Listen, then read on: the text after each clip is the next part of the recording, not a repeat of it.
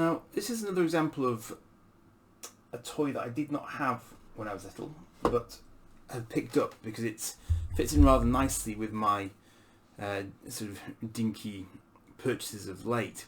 This was the Zygon Patroller, and I think I've mentioned before there was another Zygon ship that I've got, and these were not anything to do with Doctor Who, but there are Zygons in Doctor Who, and you can see on the back here, this is actually one of the last toys that Dinky ever produced, and you can see on the back it's advertising the Trident Starfighter and the Space Battle Cruiser, both of which I have examples of.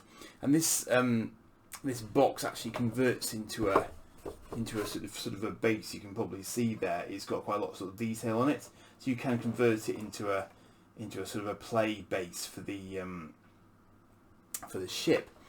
But the ship that I got, this is Dinky Catalogs 362. You can see it here. It's equipped with two very sort of powerful missiles, but this thing is just absolutely gorgeous. I mean, just look at the state of that. There's barely a mark on it. I was so impressed when this arrived. You know, because it came with the box. This is the box that it came with. But it's so metallic. I mean, it's actually quite weighty. And what I immediately noticed was that these missile launchers on the sides are exactly the same as those on the Space Cruiser that I just showed you on the back of the box there. But this thing is a real weight, and I really love the colour scheme as well. It's a really nice silver. And I'll demonstrate the similarities, because this is the Space Cruiser that I think I've shown you before on the stand. You can see that the missile setup here is exactly the same, and this was very much when Dinky were kind of getting towards the end of the line, and they were kind of recycling parts. I think this is actually an aircraft body. This may even be like a Tornado's main body, and they've sort of converted it, but it works really, really well. I mean, I would actually say that the Patroller is better than the Space Cruiser in terms of overall looks, even though this one's got the sort of the opening cockpit, which is nice.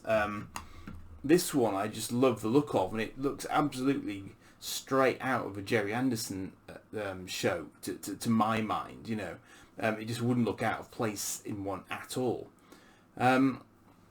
So you know, it's not one that I have childhood memories of, but I would have loved that as a kid growing up. There's no two ways about it, because it's just that sort of rather unique design. I mean, whether or not you could actually fly it is highly dubious, but it's got that sort of, you know, ridiculously outsized jet engine on the back of it, which suggests that it doesn't care if it's aerodynamic, because it can just throw itself around as it sees fit, because it's got the power to do it. And this says it was made in England.